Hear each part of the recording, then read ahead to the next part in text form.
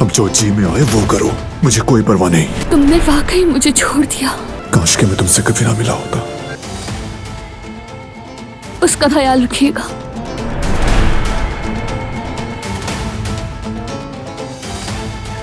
बेगम साहिबा, हसन साहब दिलान को जबरदस्ती ले गए हैं, कहीं उसे कुछ हो न जाए। उस मनूस लड़की का मेरे सामने नाम मत लेना आइंदा। उसकी जिंदगी में अब मेरी कोई भी जगह बाकी नहीं रही। अलविदा बारान।